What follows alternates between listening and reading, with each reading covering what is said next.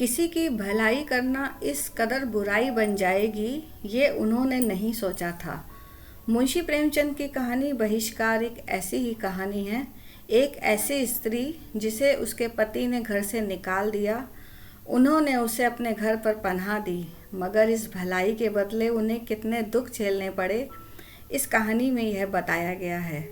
मुंशी प्रेमचंद की कहानी बहिष्कार एक सैड एंडिंग स्टोरी है। आइए कहानी सुनते हैं। पंडित ज्ञानचंद ने गोविंदी की ओर सतृष्ण नेत्रों से देखकर कहा, मुझे ऐसे निर्दयी प्राणियों से जरा भी सहानुभूति नहीं है। इस बर्बरता की भी हद है कि जिसके साथ 3 वर्ष तक सुख भोगे, उसे जरा सी बात पर घर से निकाल दिया। गोविंदी ने आंखें नीची करके पूछा, आखिर क्या बात हुई थी? ज्ञानचंद, कुछ भी नहीं। ऐसी बातों में कोई बात होती है? शिकायत है कि कालिंदी जवान की तेज है। 3 साल तक जवान तेज ना थी, आज जवान भी तेज हो गई। कुछ नहीं, कोई दूसरी चिड़िया नजर आई होगी, उसके लिए पिंजरे को खाली करना आवश्यक था। बस यह शिकायत निकल आई। मेरा बस चले तो ऐसे दुष्टों को गोली मार दूं। मुझे कई बार कालिंदी से बातचीत करने का अवसर मिला है, मैंने ऐसी हंसमुख दूसरी नहीं देखी। गोविंदी, तुमने सोमदत्त को समझाया नहीं? ज्ञानचंद, ऐसे लोग समझाने से नहीं मानते। यह लात का आदमी है, बातों की उसे क्या परवाह। मेरा तो विचार है, जिससे एक बार संबंध हो गया, फिर चाहे अच्छी हो या बुरी, उसके साथ जीवन भर निर्वाह करना चाहिए। मैं तो कहता हूँ, अगर स्त्री के कुल में कोई दोष भी निकल आए तो क्षमा से काम लेना चाहिए। गोविंदी ने कातर नेत्रों से देखकर कहा, ऐसे आदमी तो बहुत कम होते हैं। ज्ञानचंद, समझ नहीं आता कि जिसके साथ इतने दिन हंसे बोले, जिसके प्रेम की स्मृतियाँ हृदय के एक अणु में समाई हुई हैं, उसे दर दर ठोकरें खाने को कैसे छोड़ दिया। कम से कम इतना तो करना चाहिए कि उसे किसी सुरक्षित स्थान पर पहुंचा देते और उसके निर्वाह का कोई प्रबंध कर देते। निर्दयी ने इस तरह घर से निकाला जैसे कोई कुत्ते को निकाले। बेचारी गांव के बाहर बैठी रो रही है। कौन कह सकता है कहाँ जाएगी? शायद मायके में भी कोई नहीं रहा। सोमदत्त के डर के मारे गांव का कोई आदमी उसके पास भी नहीं आता। ऐसे बग्गड़ का क्या ठिकाना? जो आदमी स्त्री का ना हुआ, वह दूसरी का क्या होगा? उसकी दशा देखकर मेरी आंखों में आंसू भर आए। जी में तो आया कहूँ, बहन तुम मेरे घर चलो, मगर तब तो सोमदत्त मेरे प्राणों का गाहक हो जाता। गोविंदी, तुम जरा जाकर एक बार फिर समझाओ। अगर वह किसी तरह ना माने तो कालिंदी को लेते आना। ज्ञानचंद, जाऊं? गोविंदी, हाँ अवश्य जाओ, मगर सोमदत्त कुछ खरी खोटी भी कहे तो सुन लेना। ज्ञानचंद ने गोविंदी को गले लगाकर कहा, तुम्हारे हृदय में बड़ी दया है गोविंदी। लो जाता हूँ। अगर सोमदत्त ने ना माना तो कालिंदी को लेता आऊँगा। अभी बहुत दूर ना गई होगी। 3 वर्ष बीत गए। गोविंदी एक बच्चे की माँ हो गई। कालिंदी अभी तक इसी घर में है। उसके पति ने दूसरा विवाह कर लिया है। गोविंदी और कालिंदी में बहनों का सा प्यार है। गोविंदी सदैव उसकी दिलजोई करती रहती है। वह उसकी कल्पना भी नहीं करती कि कोई गैर है और मेरी रोटियों पर पड़ी हुई है। लेकिन सोमदत्त को कालिंदी का यहाँ रहना एक आंख नहीं भाता। वह कोई कानूनी कार्रवाई करने की हिम्मत तो नहीं रखता और इस परिस्थिति में कर ही क्या सकता है। लेकिन ज्ञानचंद का सर नीचा करने के लिए अवसर खोजता रहता है। संध्या का समय था। ग्रीष्म की उष्ण वायु अभी तक बिल्कुल शांत नहीं हुई थी। गोविंदी गंगा जल भरने गई थी और जल तट की शीतल निर्जनता का आनंद उठा रही थी। सहसा उसे सोमदत्त आता हुआ दिखाई दिया। गोविंदी ने आंचल में मुंह छुपा लिया और कलसा लेकर चलने को ही थी कि सोमदत्त ने सामने आकर कहा, जरा ठहरो गोविंदी, तुमसे एक बात कहना है। तुमसे यह पूछना चाहता हूँ कि तुमसे कहूँ या ज्ञानू से? गोविंदी ने धीरे से कहा, उन्हीं से कह दीजिएगा। जी तो मेरा भी यही चाहता है, लेकिन तुम्हारी दीनता पर दया आती है। जिस दिन मैं ज्ञानचंद से यह बात कह दूंगा, तुम्हें इस घर से निकलना होगा। मैंने सारी बातों का पता लगा लिया है। तुम्हारा बाप कौन था, तुम्हारी माँ की क्या दशा हुई, यह सारी कथा जानता हूँ। क्या तुम जानती हो कि ज्ञानचंद यह कथा सुनकर तुम्हें अपने घर में रखेगा? उसके विचार कितने ही स्वाधीन हों, पर जीती मक्खी को नहीं निगल सकता। गोविंदी ने थर थर काँपते हुए कहा, जब आप सारी बात जानते हैं तो मैं क्या कहूँ। आप जैसा उचित समझें करें, लेकिन मैंने तो आपके साथ कभी कोई बुराई नहीं की। सोमदत्त, तुम लोगों ने गांव में मुझे मुंह दिखाने योग्य नहीं रखा, इस पर कहती हो कि मैंने तुम्हारे साथ कोई बुराई नहीं की। 3 साल से कालिंदी का आश्रय देकर मेरी आत्मा को जो कष्ट पहुँचाया है वह मैं ही जानता हूँ। 3 साल से मैं इस फिक्र में था कि कैसे अपमान का दंड दूं। अब वह अवसर पाकर उसे किसी तरह नहीं छोड़ सकता। गोविंदी, अगर आपकी यही इच्छा है तो मैं यहाँ रहूं या ना रहूं, मैं चली जाऊंगी, आज ही चली जाऊंगी, लेकिन उनसे आप कुछ ना कहिए, आपके पैरों पड़ती हूँ। सोमदत्त, कहाँ चली जाओगी? गोविंदी, और कहीं ठिकाना नहीं है तो गंगा जी तो हैं। सोमदत्त, नहीं गोविंदी, मैं इतना निर्दयी नहीं हूँ। मैं केवल इतना चाहता हूँ कि तुम कालिंदी को अपने घर से निकाल दो। मैं और कुछ नहीं चाहता। 3 दिन का समय देता हूँ, खूब सोच विचार लो। अगर कालिंदी तीसरे दिन तुम्हारे घर से ना निकली तो तुम जानोगी। सोमदत्त वहाँ से चला गया। गोविंदी कलसा लिए मुँह मूर्ति की भांति खड़ी रह गई। उसके सम्मुख कठिन समस्या आ खड़ी हुई थी, वह थी कालिंदी। घर में एक ही रह सकती थी, दोनों के लिए उस घर में स्थान न था। क्या कालिंदी के लिए वह अपना घर, अपना स्वर्ग त्याग दे दी? कालिंदी अकेले है, पति ने उसे पहले ही छोड़ दिया है, वह जहाँ चाहे जा सकती है, पर वह अपने प्राणधार और बच्चे को छोड़कर कहाँ जाएगी? लेकिन कालिंदी से वह क्या कहेगी जिसके साथ इतने दिनों तक बहनों की तरह रही? उसे क्या वह अपने घर से निकाल देगी? उसका बच्चा कालिंदी से कितना हिला हुआ था, कालिंदी उसे कितना चाहती थी। क्या उस परित्यक्ता दीना को वह अपने घर से निकाल देगी? इसके सिवा और उपाय ही क्या था? उसका जीवन अब एक स्वार्थी दंभी व्यक्ति की दया पर अवलंबित था। क्या अपने पति के प्रेम पर वह भरोसा कर सकती थी? ज्ञानचंद सहृदय थे, उदार थे, विचारशील थे, दृढ़ थे, पर क्या उनका प्रेम अपमान, व्यंग और बहिष्कार जैसे आघातों को सहन कर सकता था? उसी दिन से गोविंदी और कालिंदी में कुछ पार्थक्य सा दिखाई देने लगा। दोनों अब बहुत कम साथ बैठती। कालिंदी पुकारती, बहन आकर खाना खा लो। गोविंदी कहती, तुम खा लो, मैं फिर खा लूँगी। पहले कालिंदी बालक को सारा दिन खिलाया करती थी, माँ के पास केवल दूध पीने जाता था, मगर अब गोविंदी हरदम उसे अपने ही पास रखती थी। दोनों के बीच में कोई दीवार खड़ी हो गई है। कालिंदी बार बार सोचती है, आजकल मुझसे यह क्यों रूठी हुई है, पर उसे कोई कारण दिखाई नहीं देता। उसे भय हो रहा है कि कदाचित यह अब मुझे यहाँ नहीं रखना चाहती है। इसी चिंता में वह गोते खाया करती है। किंतु गोविंदी भी उससे कम चिंतित नहीं है। कालिंदी से वह स्नेह तोड़ना चाहती है, पर उसकी मलान मूर्ति देखकर उसके हृदय के टुकड़े हो जाते हैं। उससे कुछ नहीं कह सकती। अब हिलना के शब्द मुंह से नहीं निकलते। कदाचित उसे घर से जाते देखकर वह रो पड़ेगी और जबरदस्ती रोक लेगी। इसी हैस बहस में 3 दिन गुजर गए। कालिंदी घर से ना निकली। तीसरे दिन संध्या समय सोमदत्त नदी के तट पर बड़ी देर तक खड़ा रहा। अंत को चारों ओर अंधेरा छा गया। फिर भी पीछे फिर कर जल तट की ओर देखता जाता था। रात के 10 बज गए हैं, अभी ज्ञानचंद नहीं आए। गोविंदी घबरा रही है, उन्हें इतनी देर तो कभी नहीं होती थी। आज इतनी देर कहाँ लगा रहे हैं? शंका से उसका हृदय कांप रहा है। सहसा मर्दाने कमरे का द्वार खुलने की आवाज़ आई। गोविंदी दौड़ी हुई बैठक में आई, लेकिन पति का मुख देखते ही सारी देह शिथिल पड़ गई। उस मुख पर हास्य था, पर उस हास्य में भाग्य तिरस्कार झलक रहा था। विधि वाम ने ऐसे सीधे साधे मनुष्य को ही अपनी क्रीड़ा कौशल के लिए चुन लिया। क्या वह रहस्य रोने के योग्य था? रहस्य रोने की वस्तु नहीं, हंसने की वस्तु है। ज्ञानचंद ने गोविंदी की ओर नहीं देखा। कपड़े उतारकर सावधानी से अलमारी पर रखे, जूता उतारा और फर्श पर बैठकर एक पुस्तक के पन्ने उलटने लगा। गोविंदी ने डरते डरते कहा, आज इतनी देर कहाँ की? भोजन ठंडा हो रहा है।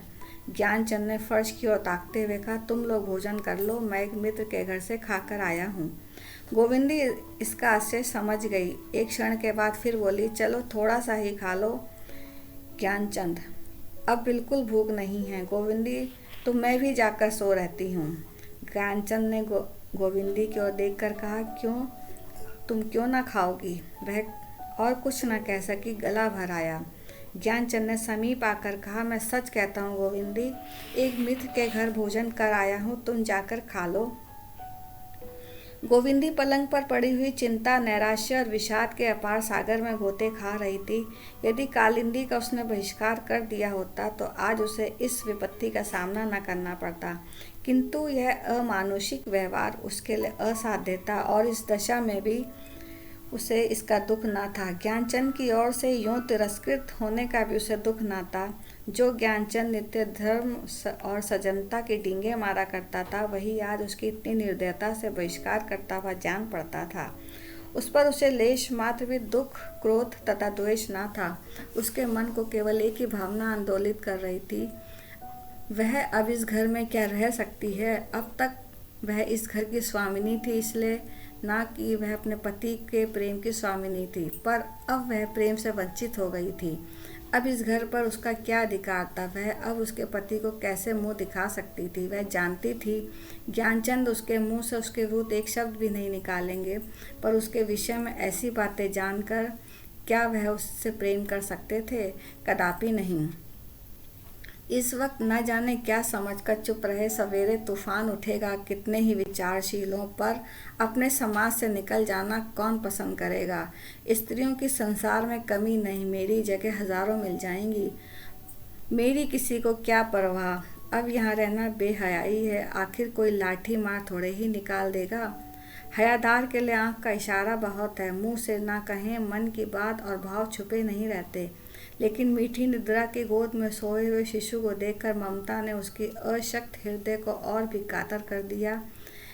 इस अपने प्राणों के आधार को वह कैसे छोड़ेगी। शिशु को उसने गोद में उठा लिया और खड़ी रोती रही। 3 साल तक कितने आनंद से गुजरे। उसने समझा था कि इसी भांति सारा जीवन कट जाएगा, लेकिन उसके भाग्य में इससे अधिक सुख भोगना लिखा ही ना था।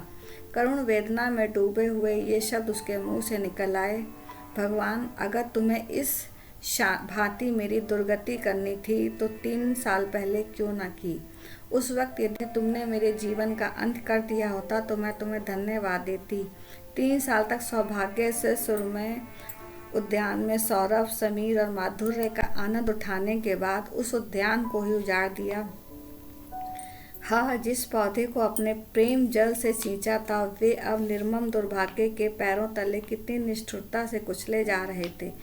ज्ञानचंद के शील और स्नेह का स्मरण आया तो वह रो पड़ी। मृदु स्मृतियाँ आ आकर हृदय को मसोसने लगी।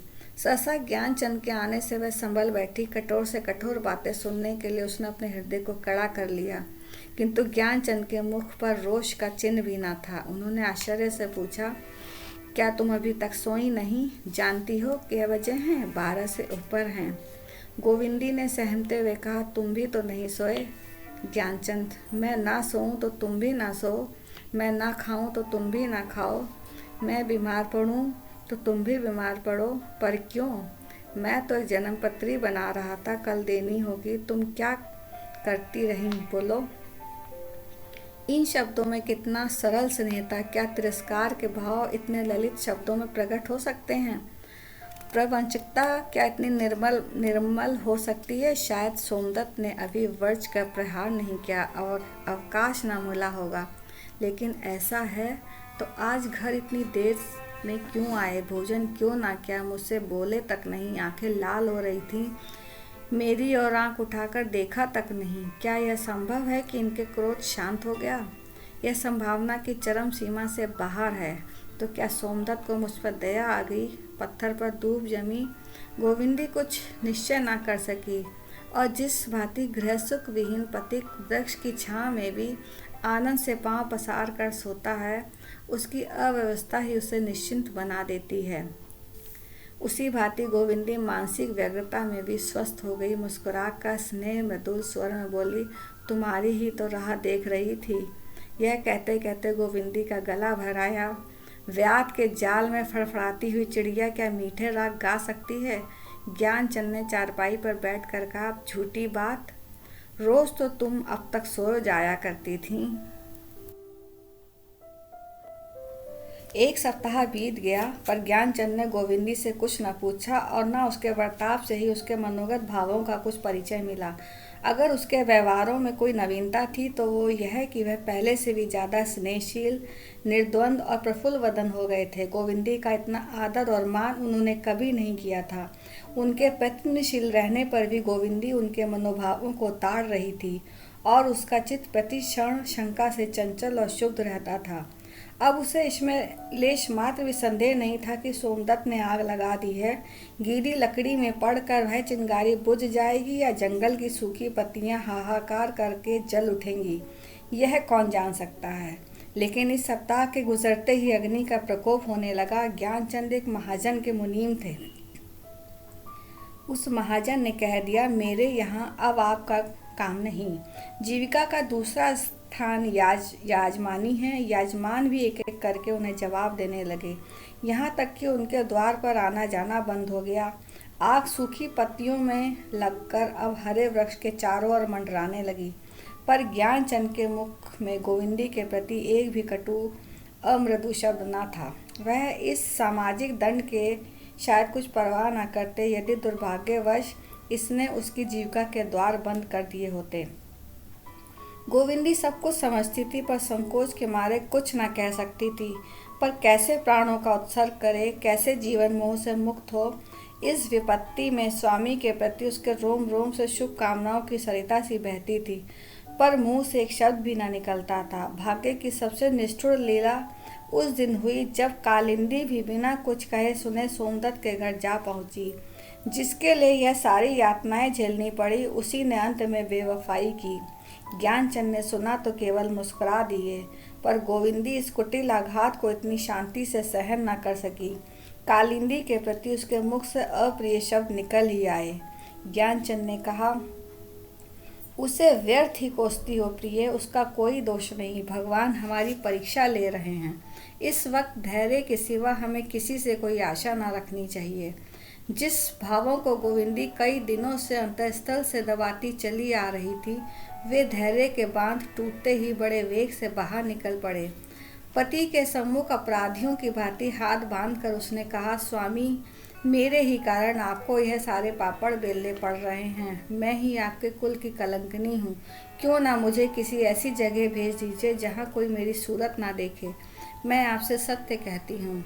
ज्ञानचंद ने गोविंदी को और कुछ ना कहने दिया। उसे हृदय से लगा कर बोले, प्रिय, ऐसी बातों से मुझे दुखी ना करो। तुम आज भी उतनी ही प्रिय हो जितने उस समय थी जब देवताओं के समक्ष मैंने आजीवन पत्नी व्रत लिया था।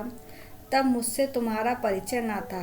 अब तो मेरी देह और आत्मा का एक एक परमाणु तुम्हारे अक्षय प्रेम से आलोकित हो रहा है।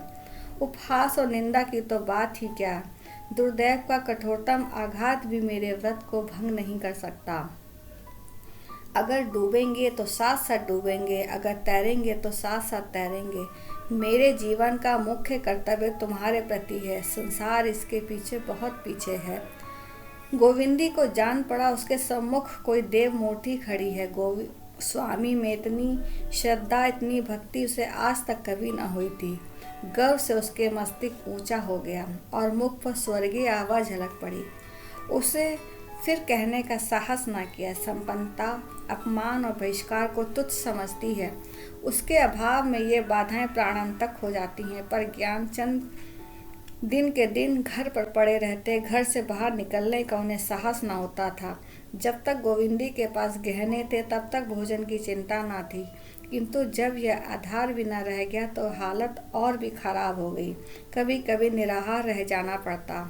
अपनी व्यथा किससे कहें, कौन मित्र था, कौन अपना था। गोविंदी पहले भी हष्टपुष्ट ना थी, पर अब तो अनाहार और अंतर्वेदना के कारण उसकी देह और भी जीर्ण हो गई थी। पहले शिशु के लिए दूध मोल लिया करती थी, अब उसकी सामर्थ्य ना थी। बालक दिन पर दिन दुर्बल होता जाता था। मालूम होता था उसे सूखे का रोग हो गया है। दिन के दिन बच्चा कुर्रा खाट पर पड़ा माता को नैराश्य दृष्टि से देखा करता। कदाचित उसकी बाल बुद्धि भी अवस्था को समझती थी। कभी किसी वस्तु के लिए हट न करता। उसकी बालोचित सरलता, चंचलता और क्रीड़ाशीलता ने अब तक दीर्घ आशा विहीन प्रतीक्षा का रूप धारण कर लिया था। माता पिता उसकी दशा देखकर मन ही मन कुढ़ कर रह जाते थे। संध्या का समय था। गोविंदी अंधेरे में बालक के सिरहाने चिंता से मग्न बैठी थी। आकाश पर बादल छाए हुए थे और हवा के झोंके उसके अर्धनग्न शरीर में शर के समान लगते थे। आज दिन भर बच्चे ने कुछ न खाया था, घर में कुछ था ही नहीं। क्षुधाग्नि से बालक छटपटा रहा था, पर या तो रोना ना चाहता था या उसमें रोने की शक्ति ही ना थी। इतने में ज्ञानचंद तेली के यहाँ से तेल लेकर आ पहुँचे। दीपक जला। दीपक के क्षीण प्रकाश में माता ने बालक का मुख देखा तो सहम उठी। बालक का मुख पीला पड़ गया था और पुतलियां ऊपर चढ़ गई थी। उसने घबरा कर बालक को गोद में उठाया। देह ठंडी थी। चिल्लाकर बोली, हाँ भगवान, मेरे बच्चे को क्या हो गया? ज्ञानचंद ने बालक के मुख की ओर देखकर एक ठंडी सांस ली और बोले, ईश्वर, क्या सारी दया दृष्टि हमारे ही ऊपर करोगे? गोविंदी, हाय मेरे लाल, मारे भूख के शिथिल हो गया है। कोई ऐसा नहीं है जो इसे 2 घूंट दूध पिला दे? यह कहकर उसने बालक को पति की गोद में दिया और एक लुटिया लेकर कालिंदी के घर दूध मांगने चली। जिस कालिंदी ने आज 6 महीने से इस घर की ओर ताका ना था, उसी के द्वार पर दूध की भिक्षा मांगते जाते हुए उसे कितनी ग्लानि, कितना संकोच हो रहा था, वह भगवान के सिवा और कौन जान सकता था। यह वही बालक है जिस पर एक दिन कालिंदी प्राण देती थी, पर उसकी ओर से अब उसने अपना हृदय इतना कठोर कर लिया था कि घर में कई गौएं लगाने पर भी एक चुल्लू दूध न भेजा। उसी की दया भिक्षा मांगने आज अंधेरी रात में भीगती हुई गोविंदी दौड़ी जा रही है।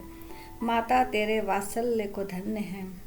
कालिंदी दीपक लिए दालान में खड़ी गायें दुहा रही थी। पहले स्वामिनी बनने के लिए वह मौत से लड़ा करती थी। सेविका का पद उसे स्वीकार न था। अब सेविका का पद स्वीकार करके स्वामिनी बनी हुई थी। गोविंदी को देखकर तुरंत निकल आई और विस्मय से बोली, क्या है बहन, पानी बूंदी में कैसे चली आई? गोविंदी ने सकुचाते हुए कहा, लाला भूखा है कालिंदी, आज दिन भर से कुछ नहीं मिला, थोड़ा सा दूध लेने आई हूँ। कालिंदी भीतर जाकर दूध का मटका लिए बाहर निकल आई और बोली, जितना चाहे ले लो गोविंदी, दूध की कौन सी कमी है। लाला तो अब चलता होगा, बहुत जी चाहता है कि जाकर उसे देख आऊं, लेकिन जाने का हुक्म नहीं। पेट पालना है तो हुक्म मानना ही पड़ेगा। तुमने बतलाया ही नहीं तो लाला के लिए दूध का थोड़ा थोड़ा ही है। मैं चली क्या आई, तुमने उसका मुंह देखने को तरसा डाला, मुझे कभी पूछता है? यह कहते हुए कालिंदी ने दूध का मटका गोविंदी के हाथ में रख दिया। गोविंदी की आंखों से आंसू बहने लगे। कालिंदी इतनी दया करेगी, इसकी उसे आशा न थी। अब उसे ज्ञात हुआ कि यह वही दयाशीलता सेवा परायण रमणी है जो पहले थी। लेश मात्र भी अंतर न था। बोली, इतना दूध लेकर क्या करूँगी बहन, इस लोटिया में डाल दो। कालिंदी, दूधा छोटे बड़े सभी खाते हैं, ले जाओ। यह मत समझो कि मैं तुम्हारे घर से चली आई तो वीरानी हो गई। भगवान की दया से अब यहाँ किसी बात की चिंता नहीं है। मुझसे कहने भर की देर है। हाँ, मैं आऊँगी नहीं, इससे लाचार हूँ। कल किसी बेला लाला को लेकर नदी किनारे आ जाना, देखने को बहुत जी चाहता है। गोविंदी दूध की हांडी लिए चली। गर्वपूर्ण आनंद के मारे उसके पैर उड़े जाते थे। ड्योढ़ी में पैर रखते ही बोली, जरा दिया दिखा देना, यहाँ कुछ सुझाई नहीं देता, ऐसा ना हो कि दूध गिर पड़े। ज्ञानचंद ने दीपक दिखा दिया। गोविंदी ने बालक को अपनी गोद में लेटाकर कटोरी से दूध पिलाना चाहा, पर एक घूंट से अधिक दूध कंठ में ना गया। बालक ने हिचकी ली और अपनी जीवन लीला समाप्त कर दी। करुण रोदन से घर गूंज उठा। सारी बस्ती के लोग चौंक पड़े, पर जब मालूम हो गया कि ज्ञानचंद के घर से आवाज़ आ रही है तो कोई द्वार पर ना आया। रात भर भग्न हृदय दंपत्ति रोते रहे। प्रातःकाल ज्ञानचंद ने शव उठा लिया और शमशान की ओर चले। सैकड़ों आदमियों ने उन्हें जाते देखा, पर कोई समीप ना आया। कुल मर्यादा संसार की सबसे उत्तम वस्तु है, उस पर प्राण तक न्यौछावर कर दिए जाते हैं। ज्ञानचंद के हाथ से वह वस्तु निकल गई जिस पर उन्हें गौरव था। वह गर्व, वह आत्मबल, वह तेज जो परंपरा ने के हृदय में कूट कूट कर भर दिया। उन्हें विश्वास हो गया कि उनके अविचार का ईश्वर ने दंड दिया है। दुरावस्था, जीर्णता और मानसिक दुर्बलता सभी इस विश्वास को दृढ़ करती थी। वह गोविंदी को अब भी निर्दोष समझते थे। उसके प्रति कटु शब्द उनके मुंह से ना निकलता था, ना कोई कटु भाव ही उनके दिल में जगह पाता था। अब यह घर उन्हें फाड़े खाता था। घर के प्राण से निकल गए थे। अब माता किसी गोद में लेकर चंदा मामा को बुलाएगी, किसे उपटन मलेगी, किसके लिए प्रातःकाल हलवा पकाएगी। अब सब कुछ शून्य था। मालूम होता था कि उनके हृदय निकाल लिए गए हैं। अपमान, कष्ट, अनाहार, इन सारी विडंबनाओं के होते हुए भी बालक की बाल क्रीड़ाओं में वह सब कुछ भूल जाते थे। उसके स्नेह में, लालन पालन में ही अपना जीवन सार्थक समझते थे। अब चारों ओर अंधकार था। यदि ऐसे मनुष्य हैं जिन्हें विपत्ति से उत्तेजना और साहस मिलता है, तो ऐसे ही मनुष्य हैं जो आपत्ति काल में कर्तव्यहीन, पुरुषार्थहीन और उद्यमहीन हो जाते हैं। ज्ञानचंद शिक्षित थे, योग्य थे। यदि शहर में जाकर दौड़ धूप करते तो उन्हें कहीं ना कहीं काम मिल जाता। वेतन कम ही सही, रोटियों का तो मोहताज ना रहते। किंतु अविश्वास उन्हें घर से निकलने ना देता था। कहाँ जाएं? शहर में कौन जानता है? अगर 2-4 परिचित प्राणी हैं भी तो उन्हें मेरी क्यों परवाह होने लगी? फिर इस दशा में जाएं कैसे? देह पर साबित कपड़े भी नहीं। जाने के पहले गोविंदी के लिए कुछ न कुछ प्रबंध करना आवश्यक था।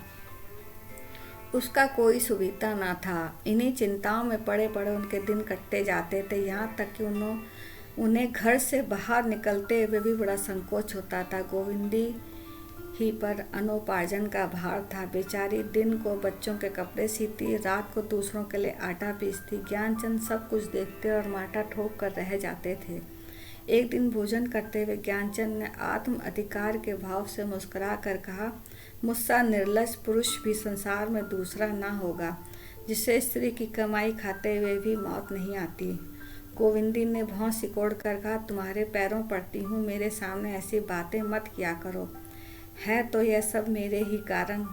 ज्ञानचंद, तुमने पूर्व जन्म में कोई बड़ा पाप किया था गोविंदी, जो मुझ जैसे निकट्टू के पाले पड़ी।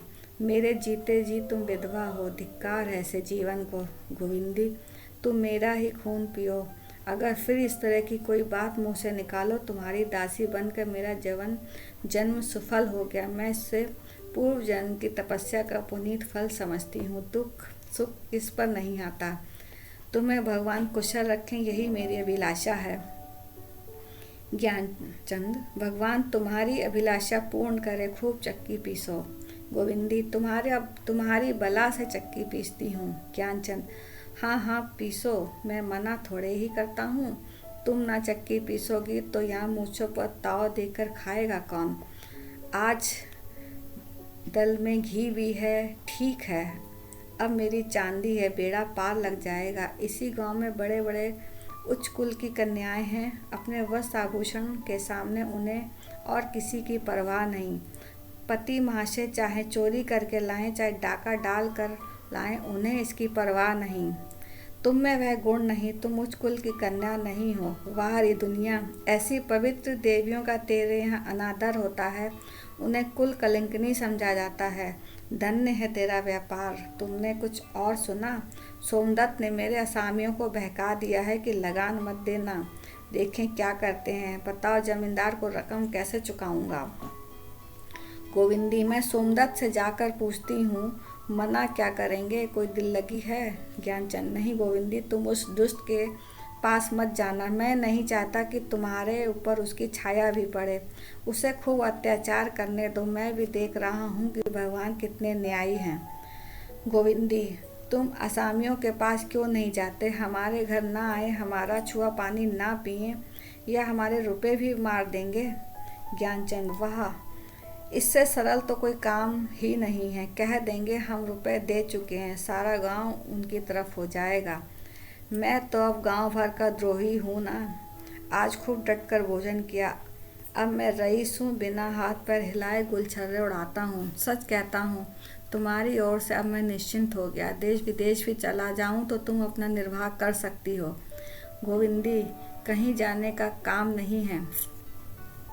ज्ञानचंद, तो यहाँ जाता ही कौन है, किसे कुत्ते ने काटा है जो यह सेवा छोड़कर मेहनत मजदूरी करने जाए। तुम सचमुच देवी हो गोविंदी।